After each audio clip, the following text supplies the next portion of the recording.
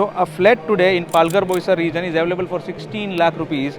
I bet you can check this episode again in 3 years time. That 16 lakh rupees flat will not be available for 40 lakh rupees in the next 3 years. That अगर मैं आपको मोटा मोटा बताऊं that if I am selling a 1 BHK flat for 1.5 crore rupees in Island City, do you know that the 53 lakh, which is more than one third of that component, is going to the urban local body in forms of approval charges, in forms of premiums, in forms of NOCs, in forms of CC charges, development scrutiny fees, and so on and so forth. First of all, the extra has to be understood. If the developer is giving you amenities, right, which you don't have at present, the amenities which put your project into a luxury segment than what it is right now, then I will not worry personally about that 5 square feet extra. I will look at the marketability of my particular unit once that building is done, MMR. I have no problem in saying that Mumbai has been growing so far. It's not developing. Right? Thing is, we cannot think only about Mumbai when we want Mumbai to develop. Mumbai needs breathing space, as you say, right? So only when we will talk about regional development, only when we will allow other cities to grow apart from Mumbai, Mumbai will breathe.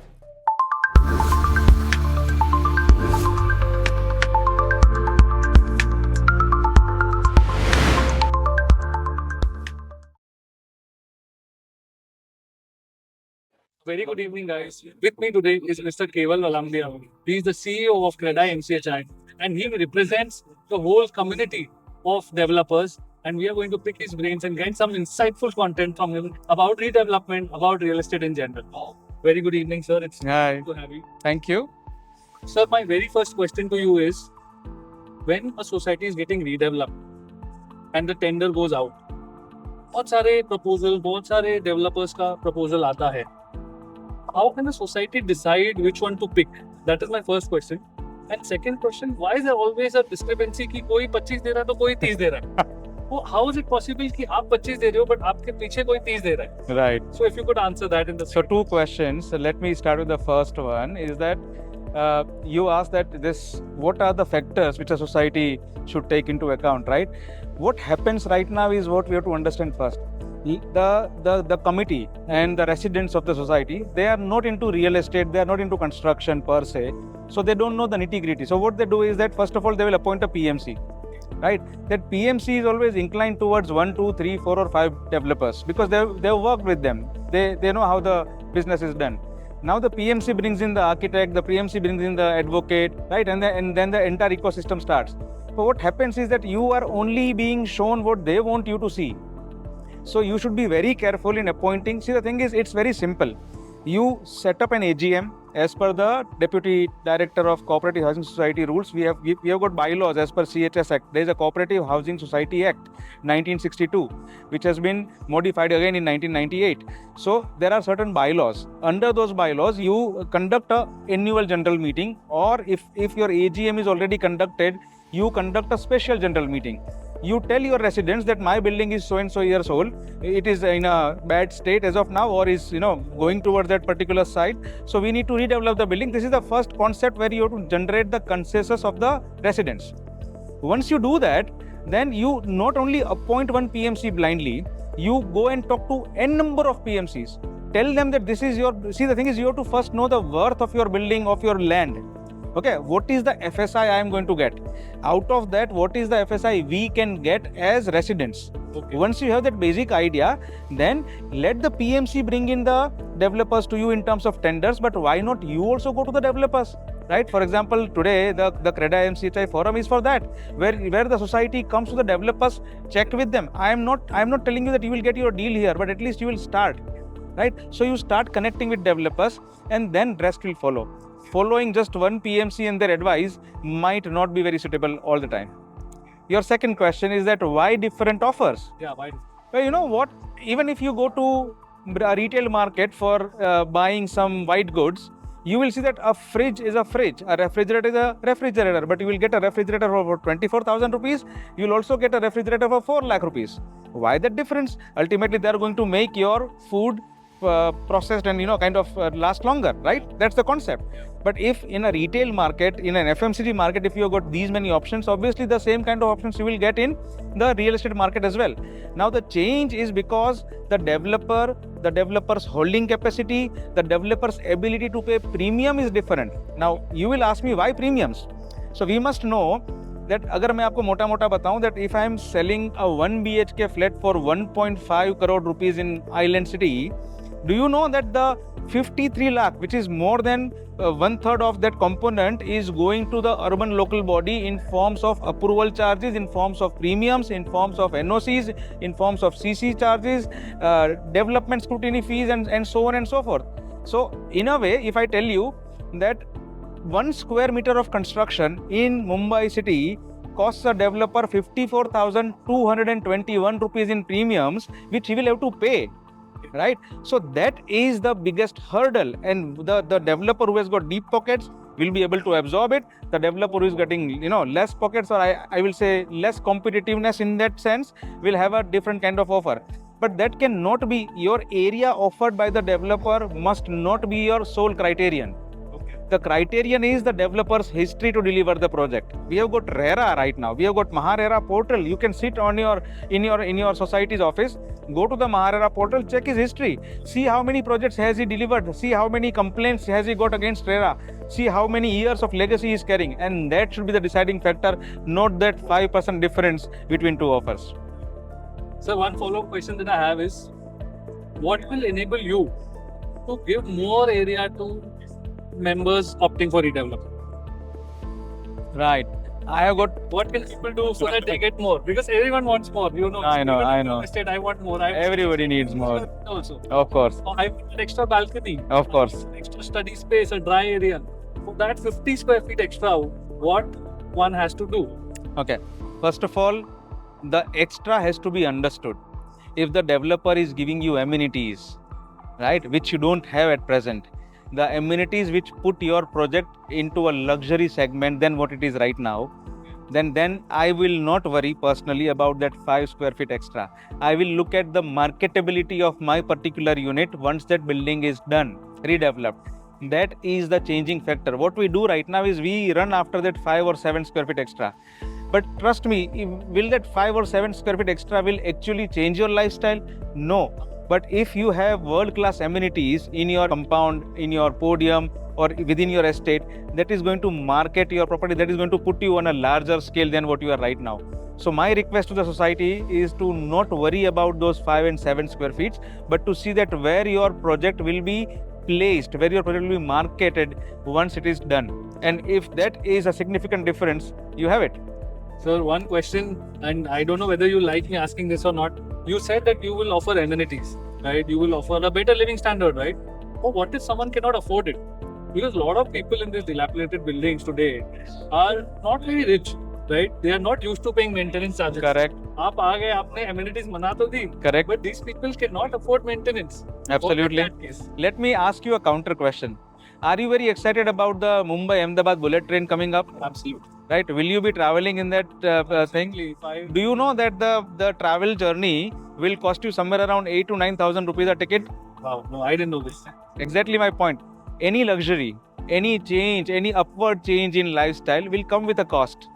No lunch is free, my friend. And if somebody is saying that, I will give you this without costing you money, no. In fact, I will tell you that if your project is a part of cluster development, understand that you will pay two kinds of charges. One is the building maintenance charge, and the second is the federation maintenance charge, because that entire cluster will become one estate. Okay. Right? Apart from the building maintenance, there will be common areas as well, which needs upkeep, which needs maintenance, which needs your housekeeping guys, which needs your electrician.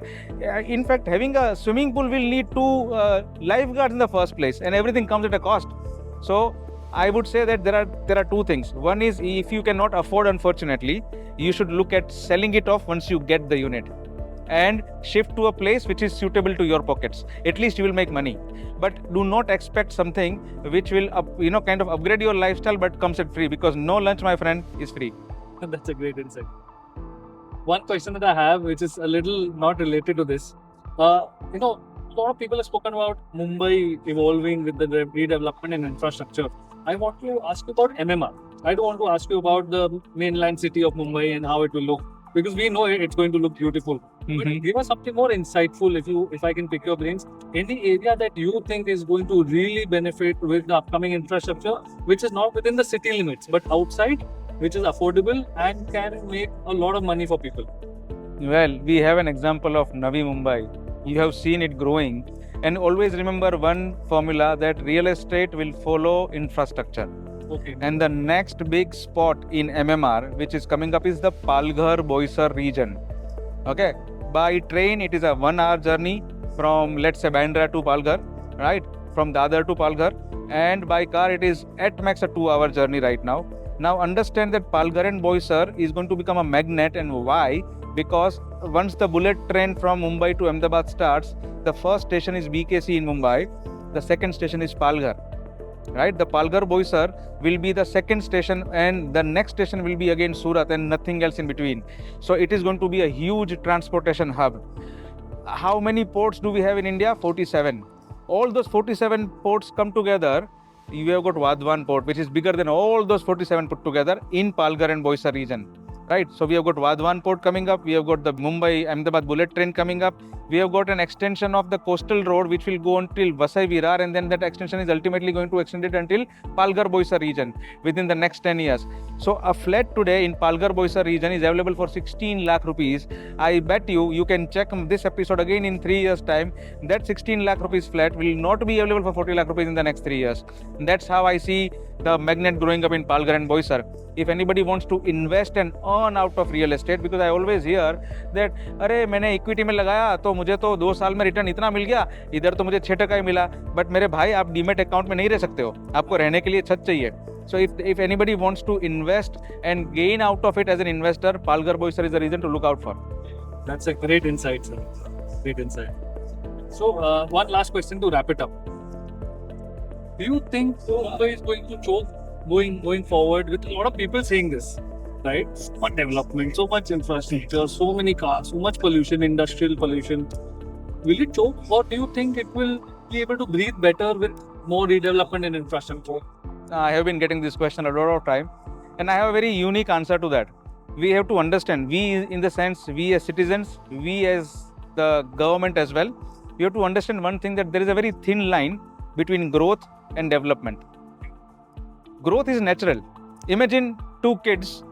One kid is born in a very poor family, in a very poor household, and the other kid is born in a very affluent kind of family. Now what will happen? Both will grow. वो natural है. Right. But the level of development between both the kids will be different. Okay. So that's the core difference between growth and development, and we have failed when we talk about Mumbai city. My friend, as an urban planner, as an architect, as a representative of the real estate fraternity of MMR, I have no problem in saying that Mumbai has been growing so far. Okay. It's not developing, right? Development is different. When will Mumbai develop? We are talking about a population density of 40,000 people per square kilometer in Dharavi.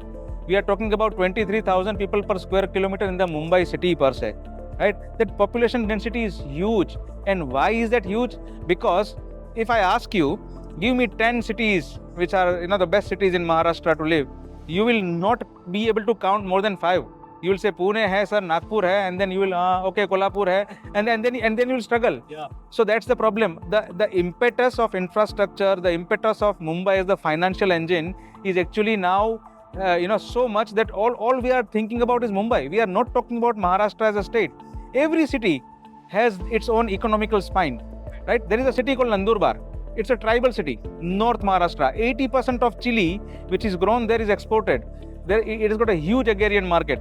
Think about setting up agro-based industries in those patterns or in those cities where these kind of agricultural industries thrive, right? Imagine what that city will develop into.